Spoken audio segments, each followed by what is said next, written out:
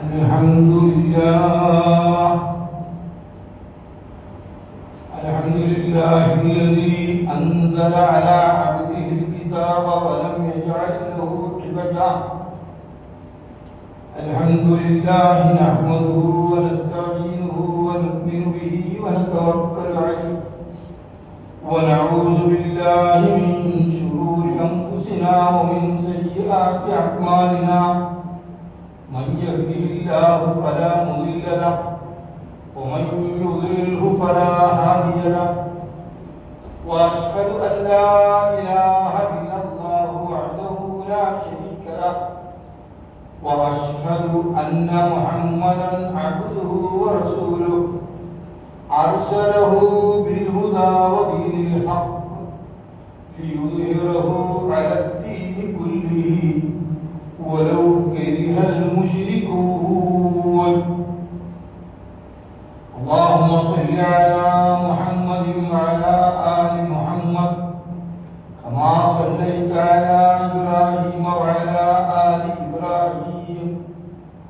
اللهم بارك على محمد وعلى آل محمد كما باركت على إبراهيم وعلى آل إبراهيم إنك حميد مجيد.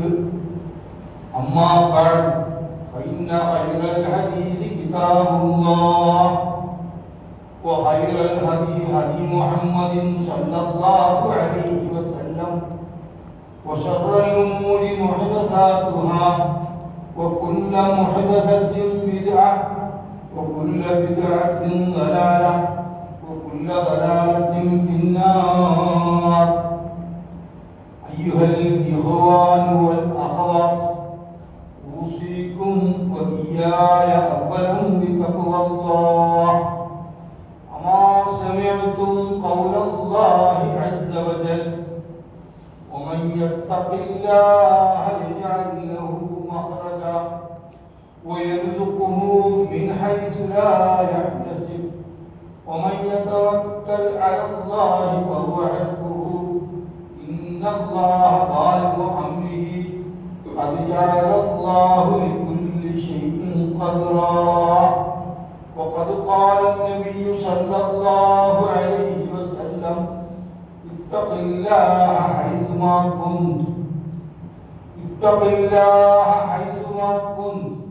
واتبع السيئة الحسنة تمحها وخالق الناس بخلق حسن. أعوذ بالله من الشيطان الرجيم. بسم الله الرحمن الرحيم. إن هذا القرآن يهدي للتي هي أقوم ويبشر المؤمنين الذين يعملون الصالحات أن لهم أجرا كبيرا وأن الذين لا يؤمنون بالآخرة أعتدنا لهم عذابا أليما. صدق الله العلي العظيم. اللهم اجعل القرآن ربيع قلوبنا. اللهم اجعل القرآن ربيع قلوبنا ونور أبصارنا وجلاء حزننا وذهاب همنا وغمنا يا رب العالمين. اللهم ارحمنا بالقرآن واجعله نورا وهدى ورحمة لنا وذكرنا ما نسينا منه وعلمنا ما جهلنا منه وارزقنا تلاوته آناء الليل وأطراف النهار برحمتك يا أرحم الراحمين يا رب العالمين. ബഹുമാന്യരായ സഹോദരി സഹോദരന്മാർ, നമ്മളെല്ലാവരുടെയും നമ്മൾക്ക് അറിയുന്നതും അറിയാത്തതുമായ അനവധി നിരവധി പ്രപഞ്ചങ്ങളിൽ അനവധി സംവിധാനങ്ങളിൽ സൃഷ്ടാവും നിയന്താവും പരിപാലകരുമായ സർവോപരി അർഹമുർ റഹീമായ അല്ലാഹുവിൻ്റെ വിധിവിലക്കുകളെല്ലാം നമ്മുടെയൊക്കെ വ്യക്തി ജീവിതത്തിലും കുടുംബ ജീവിതത്തിലും സാമൂഹിക ജീവിതത്തിലും വളരെ നിഷ്ഠാപൂർവ്വം കൂടിയ പ്രാർത്ഥനകൾ പതിവായി പാലിച്ചും സൂക്ഷിച്ചു തികഞ്ഞ തഖ്വയിൽ അധിഷ്ഠിതമാണ്. തികഞ്ഞ തഖ്വാബോധത്താൽ സദാ നിയന്ത്രിക്കപ്പെടുന്ന നല്ലൊരു ജീവിതം, അച്ചടക്കവും സൗന്ദര്യവും സന്തുലിതത്വമുള്ള നല്ലൊരു ജീവിതം കൂട്ടായി നയിക്കാൻ, അങ്ങനെയുള്ള ഒരു ജീവിതം കൂട്ടായി കെട്ടിപ്പടുക്കാൻ ഞാനും നിങ്ങളും നമ്മുടെയൊക്കെ കുടുംബങ്ങൾ ഒത്തൊരുമിച്ച് പ്രാർത്ഥനാപൂർവം പതിവായി പരിശ്രമിക്കണമെന്ന് എന്നോടെന്താ പോലെ നിങ്ങൾ ഓരോരുത്തരോടും സ്നേഹപൂർവം വസിയ്യത്ത് ചെയ്യുകയാണ്, ഉത്ബോധിപ്പിക്കുകയാണ്. അർഹമുറാഹിമീനായ റബ്ബ് നമ്മളെല്ലാവരെയും, നമ്മുടെ ഇണകളിൽ, നമ്മുടെ എല്ലാ മക്കളെയും പേരക്കുട്ടികളെയും, നമ്മുടെ ഉടപ്പിറപ്പുകളായ സഹോദരി സഹോദരന്മാരെ, മുമ്പ് ബന്ധപ്പെട്ട നമ്മുടെ മക്കളെ കല്യാണം കഴിച്ച അവരുടെ ഇണകളെ നമ്മൾ പലപ്പോഴായി ചെയ്തിട്ടുള്ള ആളുകൾ, അങ്ങനെ എല്ലാവരെയും അല്ലാഹു തആല അവന്റെ സാലിഹീങ്ങളിലും മുത്തഖീങ്ങളിലും ഉൾപ്പെടുത്തി ഇരു ലോകത്തും അനുഗ്രഹിക്കുമാറാണ്. നമ്മെയും നമ്മുടെ കുടുംബങ്ങളെയും നമ്മുടെ സമുദായത്തെയും നമ്മുടെ നാടിനെ അലട്ടുന്ന എല്ലാ പ്രശ്ന സങ്കീർണതകളും റബ്ബ് സുബ്ഹാനഹു തആല നല്ല നിലക്ക് പരിഹരിച്ച് നമുക്കെല്ലാവർക്കും സമാധാനവും സന്തോഷവും പ്രദാനം ചെയ്യുമാറാണ്. പ്രിയപ്പെട്ടവരെ, ലോകത്തിന്റെ പല ഭാഗത്ത് ദീനിന്റെ മാർഗത്തിൽ പല രീതിയിലുള്ള പലവിധ പരിശ്രമങ്ങൾ നടക്കുന്നു. ഓരോ നാട്ടിൻ്റെയും ചുറ്റുപാടിനനുസരിച്ച്, സാധ്യതക്കനുസരിച്ച്, എന്നാൽ ലോകത്തിന്റെ പല ഭാഗങ്ങളിൽ പല പേരുകൾ പല രീതിയിൽ പ്രവർത്തിക്കുന്നു. ഇസ്ലാമിനും മുസ്ലിമീങ്ങൾക്കും വേണ്ടി പ്രവർത്തിക്കുന്നു. എല്ലാ പ്രസ്ഥാനങ്ങളിലും, എല്ലാ ദീനി കൂട്ടായ്മകളിലും, ദീനി സംവിധാനങ്ങളിലും അർഹമുറാഹിമീനായ റബ്ബ് വിജയിപ്പിക്കുമാറാണ്. അവർക്കൊക്കെ അവരുടെ പ്രവർത്തനങ്ങൾക്കൊക്കെ വളർച്ചയും ഉയർച്ചയും വിജയവും നൽകി അനുഗ്രഹിക്കുമാണ്. ഫലസ്തീനിൽ ഗസയിൽ ഒരിത്തിരി ആശ്വാസമുണ്ട്. അൽഹംദുലില്ലാഹ്. കോടിക്കണക്കിന് വിശ്വാസികളുടെ ഉള്ളുരുകിയ പ്രാർത്ഥനക്ക് അതിനുള്ള പങ്ക് ചെറുതല്ല. ആ സമൂഹം ധീരോദാത്തമായി, ത്യാഗോജ്വലമായി ഉറച്ചു നിന്ന് ദൃഢചിത്തരായി പ്രവർത്തിച്ചു എന്നത് അവരുടെ വിശ്വാസത്തിന്റെ മേന്മയാണ്. ആ വിശ്വാസത്തിന്റെ കരുത്താണ്. ആ കരുത്തിനോടൊപ്പം മുഅ്മിനീങ്ങളുടെ പ്രാർത്ഥനകൾക്കും വലിയ പങ്കുണ്ട്. ഇത് പറയാൻ കാരണം പ്രാർത്ഥന നിർത്താറായിട്ടില്ല. ഒരിത്തിരി ആശ്വാസമേ വന്നിട്ടുള്ളൂ.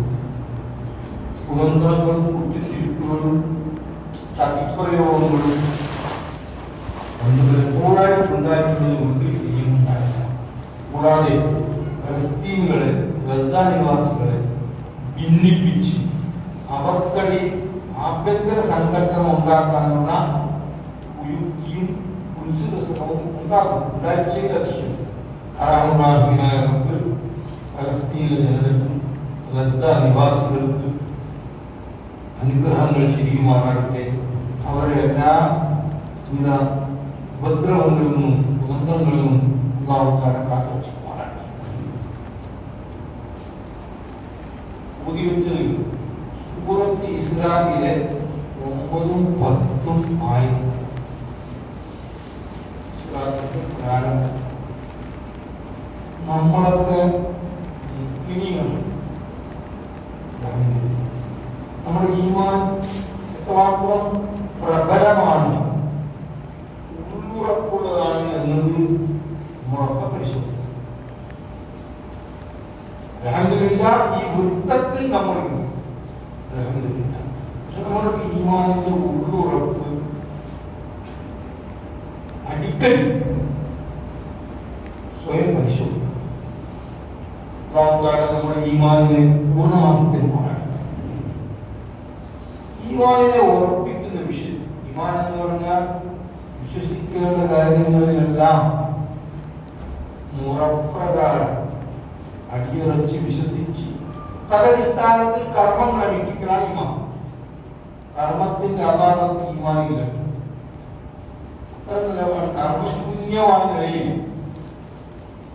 അനുഷ്ഠാന ദാരിദ്ര്യത്തോടുകൂടി വിശ്വാസം അവകാശപ്പെടുന്നവർക്ക് നല്ലത്. എനിക്കങ്ങനെ അഭിപ്രായം പറയാം.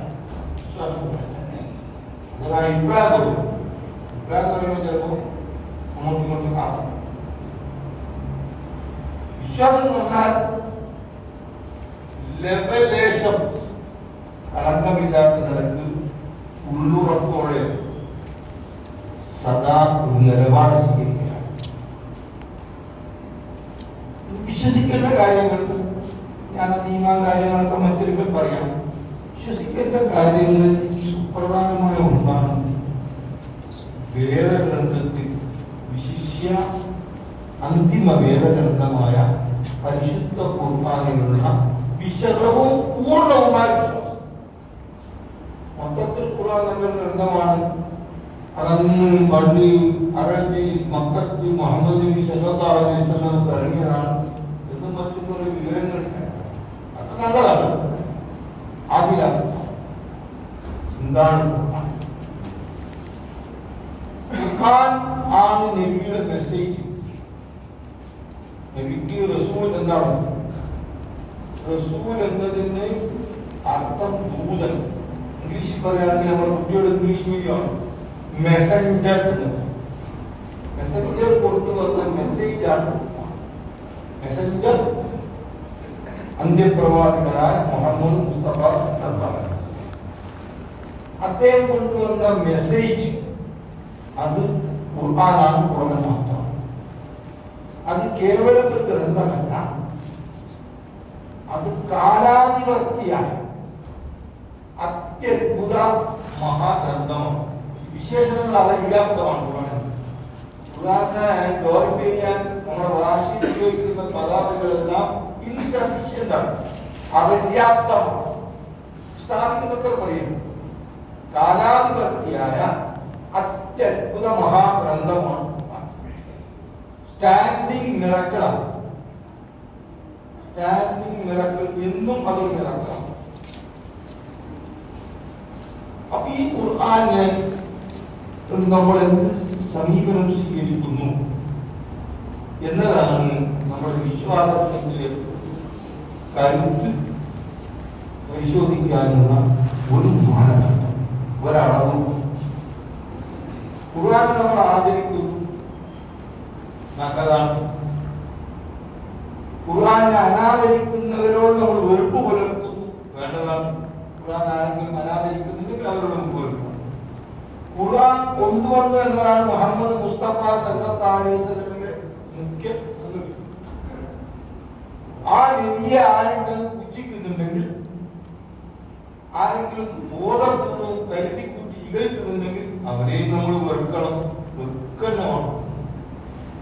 പക്ഷേ ഉദാഹരണം പറയാം. ഉദാഹരണത്തിന് സൽമാൻ റുഷ്ദി എന്ന ഒരു ഇംഗ്ലീഷ് സാഹിത്യകാരൻ സാത്താനിക് വേഴ്സസ് എന്ന ഒരു ക്ഷുദ്ര കൃതി എഴുതി ലോകത്തെങ്ങോളം കോലാഹലമുണ്ടായി. വിദ്യാകർമ്മനെ നിരോധിച്ചു. അല്ലാതെ റുഷ്ദിയെ നമ്മൾ വെറുക്കുന്നു, മറ്റതിനേക്കാളും മറ്റാരേക്കാളും വെറുക്കുന്നു. കാരണം എന്താ? റുഷ്ദി ലോക ഗുരുവായ മുഹമ്മദ് മുസ്തഫ സല്ലല്ലാഹു അലൈഹി വസല്ലമയെ വളരെ ഹീനമായ ശൈലിയിൽ, മോശമായ ഭാഷയിൽ, അസത്യജടിലമായ കാര്യങ്ങളോടുകൂടി നബി ഇകഴ്ത്തി. നബിയെ നമ്മളങ്ങനെ ആരെങ്കിലും ഇകഴ്ത്തുന്നത് കണ്ടാൽ നമുക്ക് രോഷമുണ്ട്, പ്രതിഷേധമുണ്ട്. പക്ഷെ നമ്മുടെ രോഷവും പ്രതിഷേധവും സത്യസന്ധമാവണമെങ്കിൽ നബി കൊണ്ടുവന്ന ഖുർആൻ നമ്മൾ എങ്ങനെ കാണുന്നു? നബിയെ ആദരിക്കുന്നു, നബിയെ നിന്ദിക്കുന്നവരോട് വെറുപ്പ് പുലർത്തുന്നു, നല്ലത്. പക്ഷെ നബി കൊണ്ടുവന്ന ഖുർആൻ, നബി സല്ലല്ലാഹു അലൈഹി വസല്ലം 23 കൊല്ലക്കാലങ്ങളിൽ ഇറങ്ങിയ ആ വിശുദ്ധ വേദഗ്രന്ഥം അതാണ് നബി നമുക്ക് വിശദീകരിച്ച് നടപ്പാക്കി മാതൃക കാണിച്ചു. ആ ഖുർആനിന്റെ നേരെ എന്താണ് നമ്മുടെ സമീപനം, എന്താണ് നമ്മുടെ അപ്രോച്ച് എന്ന് പരിശോധിക്കും. ഞാൻ വെറുതെ പറയല്ല, ഈ ലോകത്ത് ഏറ്റവും കൂടുതൽ ഇന്നും പ്രചരിക്കുന്നത് ഖുർആൻ പരിഭാഷകളാണ്. വിവിധ ഭാഷകൾ, നിരവധി ഭാഷകൾ, ലക്ഷക്കണക്കിന് പരിഭാഷകൾ ഇപ്പോഴും ഖുർആനിൽ പ്രചരിച്ചുകൊണ്ടേയിരിക്കും. ബെസ്റ്റ് സെല്ലർ എന്ന് വേണമെങ്കിൽ ഉഷാക്കുവാരുടെ ഭാഷയിൽ പറഞ്ഞു. ആ ഖുർആൻ എങ്ങനെയാണ് ചോദ്യം. നമ്മുടെ അപ്പുറത്ത് പരിപാടിയുണ്ട്, നമ്മളെല്ലാം വെച്ചുകൂട്ടി ചെയ്യുക. മയ്യത്തിന് കബറ് വരെ അല്ലാതെ ചെയ്യാൻ ശ്രേഷ്ഠകരമാണ്. ചില പരിപാടികൾ നടക്കാറുണ്ട്, അതിന് വേണ്ടി തെളിവില്ല. തെൽക്കീൻ എന്നാണ് പറയുക. അത് തെളിവില്ലാത്ത പാടില്ല, അത് പറയാൻ ഞാൻ തിരിഞ്ഞിട്ടില്ല. വ്യാപകമായി നടക്കുന്ന ഒരു പരിപാടിയാണ്. ആ പരിപാടിയിൽ ബഹുമാന്യനായ മുസ്താദവകൾ തലഭാഗത്ത് വന്നിരുന്നിട്ട് വളരെ നല്ല ഭാഷയിൽ, അറബി അറിയുന്നവർക്ക് കേൾക്കാൻ രോമാഞ്ചം തോന്നും. അത്ര സാഹിതീയമായ ഭാഷ. രേഖയിൽ തെളിവില്ല എന്നത് മറക്കണ്ട. പറയാണ്, പലതും പറയും, അതൊക്കെ കുട്ടിപ്പരത്തിപ്പെടില്ല. മലക്ക് വരും.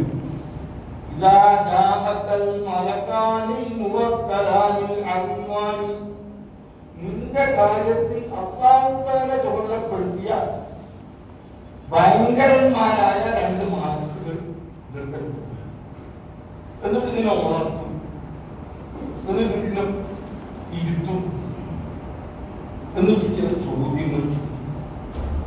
ഇതെങ്ങനെയാണ് എന്നൊന്നും വിശദീകരിക്കാൻ സാധ്യമല്ല. കാരണം ഭൂമിയുടെ അടിയിൽ നടത്തുന്ന കാര്യമാണ്.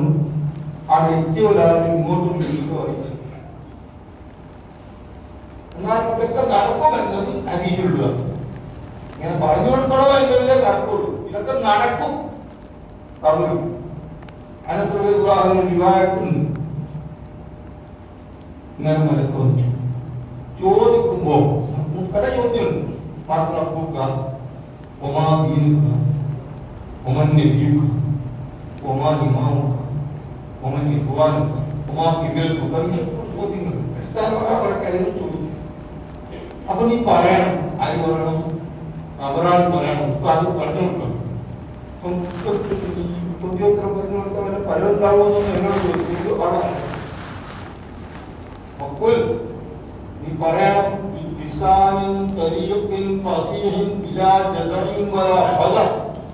തെളിഞ്ഞ നാവോടും പതർച്ചയില്ലാതെ സ്ഫുടമായ ഭാഷയിൽ പറയണം.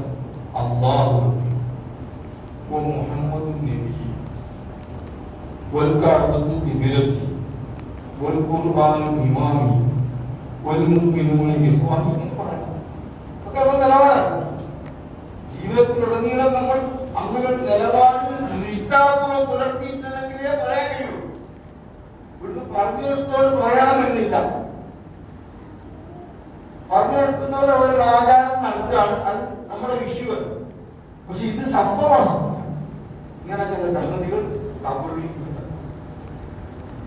അത് ഇന്ന മറുപടി പറയണം. പറഞ്ഞില്ലെങ്കിൽ കഷ്ടമാണ്, നഷ്ടമാണ്. പക്ഷേ തമാശ വിദ്യാർത്ഥിയായതുകൊണ്ട് നമുക്ക് പല ആളുകൾ ശ്രദ്ധിക്കൂല. ചില അട്ടിമറികളൊക്കെ അതിന്റെ വാചകങ്ങളിലൊക്കെ നടത്തിയിട്ടുണ്ട്. അങ്ങനെയാണ് അട്ടിമറികൾ പലതും നടത്തുന്നുണ്ട്. അത് ഇപ്പോൾ വിഷയമാക്കണ്ട. പറയേണ്ടത് ഒരു ഖുർആനും ഇമാമിയാണ്. ഖുർആനാണ് എന്റെ ഇമാം. സത്യം. ഇമാം എന്ന് പറഞ്ഞാൽ പിന്നിൽ നിൽക്കുന്നവരുടെ ചലനങ്ങളെ വളരെ കൃത്യമായി നിയന്ത്രിക്കുന്ന ആളെന്നാണ്. അദ്ദേഹം കുനിയുമ്പോൾ നമ്മൾ കുനിയും, അദ്ദേഹം ഉയരുമ്പോഴേ നമ്മൾ ഉയരും എന്ന് പറഞ്ഞാൽ നമ്മുടെ ജീവിതത്തിന്റെ ദിശ നിർണ്ണയിക്കുന്ന ആ കേന്ദ്രത്തിനാണ് ഇമാം. പക്ഷേ ജീവിതത്തിൽ ഒരുപാട് ഇമാമിങ്ങളെ പലതരക്കും കേട്ടിട്ടുണ്ട്. ശരിയുള്ള ഇമാമും ശരിയല്ലാത്ത ഇമാമും പല ഇമാമുണ്ട്. പക്ഷെ ഖുർആൻ എന്ന ഇമാമിനെ വേണ്ടും വിധം പരിചയപ്പെടാൻ നമുക്ക് സാധിച്ചിട്ടുണ്ടോ? ഖുർആൻ അങ്ങനെ നമ്മൾ കണ്ടിട്ടുണ്ടോ? ഖുർആനാണ് നമ്മുടെ ദിശ നിർണ്ണയിക്കുന്നത്. ഖുർആനാണ് നമുക്ക് വെളിച്ചം നൽകുന്നത് എന്ന ബോധത്തോടെ ബോധ്യത്തോടെ ഖുർആൻ നമ്മൾ ഉൾക്കൊണ്ടിട്ടുണ്ട്. ഖുർആൻ അല്ലാഹു തആല പറയുന്നു, ഇന്ന ഹാദൽ ഖുർആന യഹ്ദീ ലില്ലതീ ഹിയ അഖ്വം. തീർച്ചയായും ഈ ഖുർആൻ യഹ്ദീ വഴി നടത്തുന്നു, മാർഗദർശനം നൽകുന്നു. ലില്ലതീ ഹിയ അഖ്വം, ഏറ്റവും ചൊവ്വായ എന്നല്ല പറയുന്നത്, സൂപ്പർലാറ്റീവാണ് പ്രയോഗം. യഹ്ദീ ലില്ലതീ ഹിയ അഖ്വം, ഏറ്റവും കൃത്യവും വ്യക്തവും ആയ അവക്രമായ ലേവലേശം പക്വതയില്ലാത്ത വഴിയിലേക്കാണ് ഈ ഖുർആൻ നമ്മെ നയിക്കുന്നത്. എന്നിട്ട് ഖുർആൻ ദൗത്യം എന്താ? വയുബശ്ശിറുൽ മുഅ്മിനീന അല്ലദീന യഅമലൂന സ്സാലിഹാത്തി അന്ന ലഹും അജ്റൻ കബീറാ. വയുബശ്ശിറു, ഗ്ലാഡ് ടൈഡിങ്സ്, സുവിശേഷം അറിയിക്കുന്നു, സന്തോഷം അറിയിക്കുന്നു. ആയത് മുഅ്മിനീൻ, ഖുർആൻ ഉൾപ്പെടെ വിശ്വസിക്കേണ്ട കാര്യങ്ങൾ അടിയറച്ച് വിശ്വസിച്ച മുഅ്മിനീങ്ങൾ. അവരുടെ വിശേഷം എന്താ? അല്ലദീന, യാതൊരു കൂട്ടർ, യഅമലൂന സ്സാലിഹാത്തി, സാലിഹായ കർമ്മങ്ങൾ ചെയ്യുന്നു. യഅമലൂന സ്സാലിഹാത്തി, അങ്ങനെയുള്ള ആളുകൾക്ക് ഖുർആൻ സുവിശേഷം അറിയിക്കുന്നു. എന്താണ്? അന്നലഹും അജ്റൻ കബീറാ, എന്നാൽ അവർക്ക് വളരെ വലിയ മഹത്തായ പ്രതിഫലമുണ്ട്, പുറത്ത് നിർത്തിയിട്ടില്ല. വഅന്നല്ലദീന ലാ യുഅ്മിനൂന ബിൽ ആഖിറത്തി, മരണാനന്തര ജീവിതത്തിൽ പരലോകത്തിൽ വിശ്വസിക്കാത്തവർ, അഅ്തദ്നാ ലഹും അദാബൻ അലീമാ, അവർക്ക് നാം തയ്യാറാക്കിയിട്ടുണ്ട് അദാബൻ അലീമ, വളരെ വേദനയേറിയ കഠിന കഠോരമായ ശിക്ഷ. ഇതാണ് ഖുർആന്റെ മൊത്തം ഉള്ളടക്കം.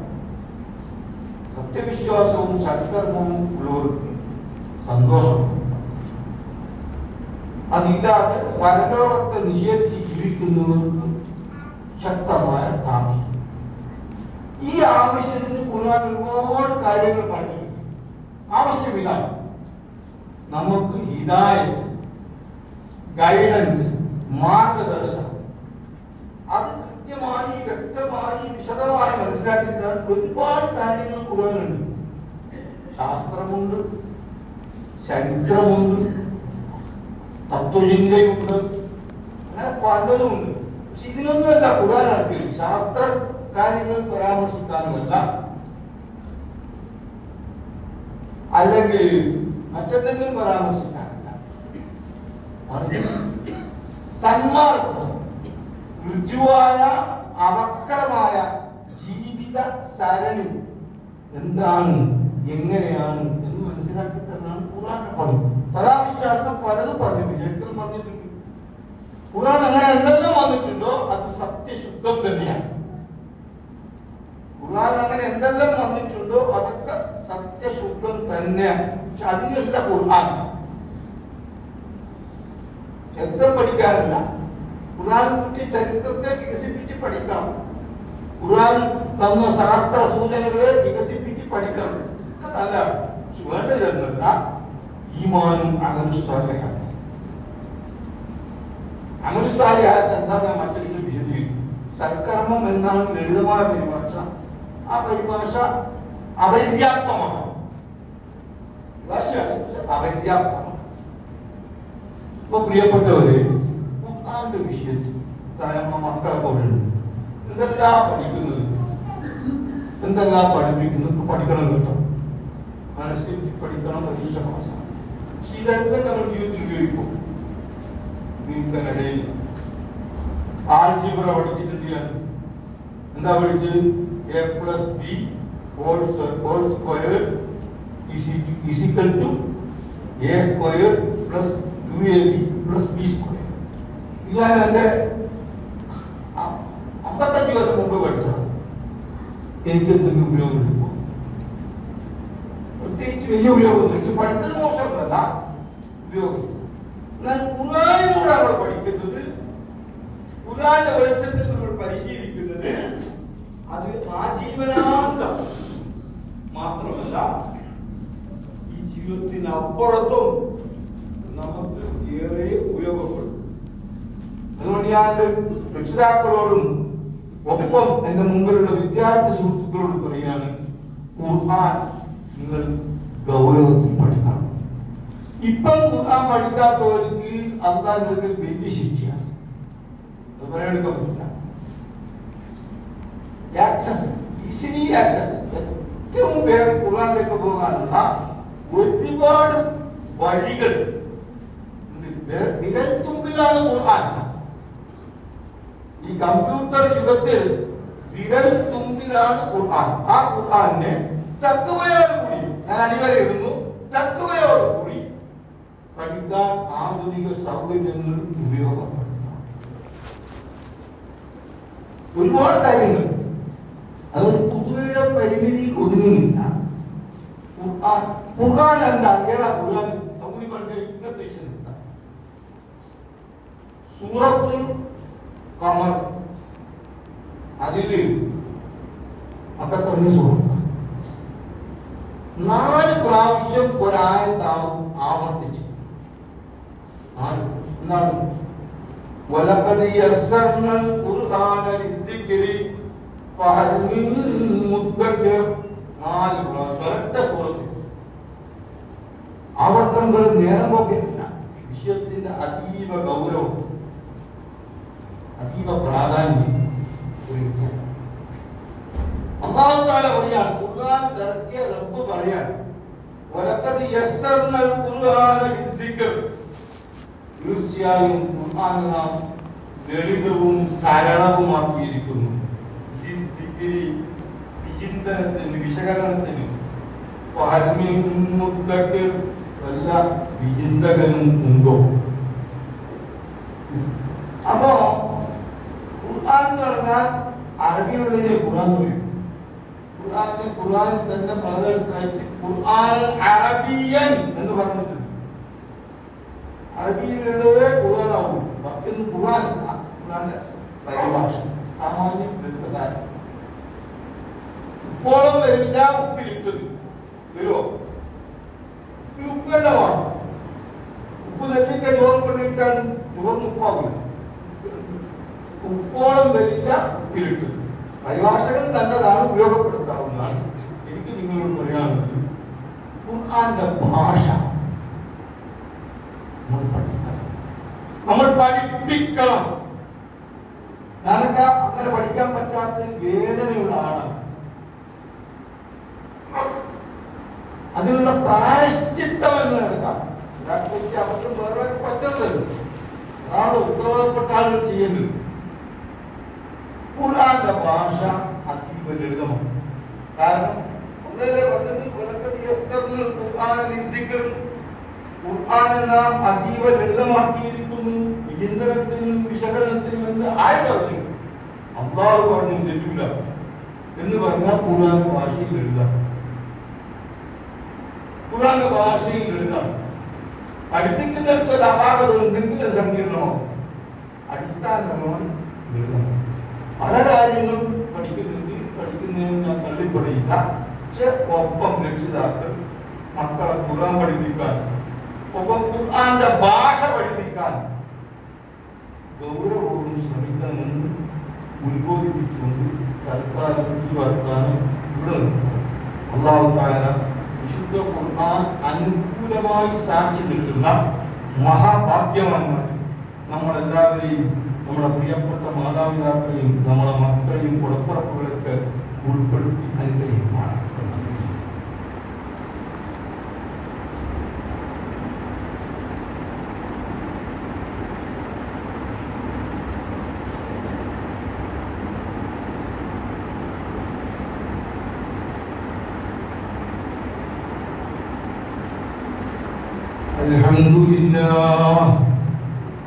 الحمد لله رب العالمين والعاقبة للمتقين ولا عدوان إلا على الظالمين الصلاة والسلام على رسوله الأمين وعلى آله وصحبه أجمعين اتقوا الله العظيم.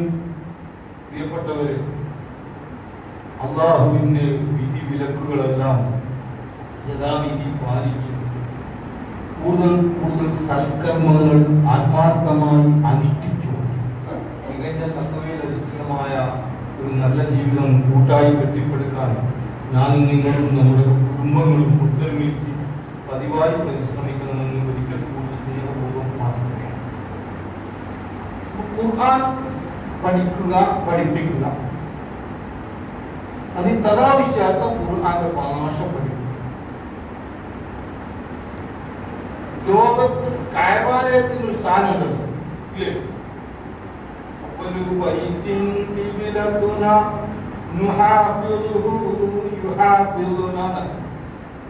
ലോക മുസ്ലിങ്ങളുടെ ഒരുമ ഉറപ്പാക്കുന്നത് ആ കിബിലയാണ്, കഅബാലയം. ഇതുപോലെ മുസ്ലിമീങ്ങളുടെ ഐക്യം, ഉള്ളുറപ്പ്, തികഞ്ഞ ബോധം, ഇത് ഉറപ്പുവരുത്തുന്ന ഒന്നാണ് അറബി. അത് പഠിക്കൽ നിർബന്ധമാണെന്ന് പറഞ്ഞ മഹാക്കൾ.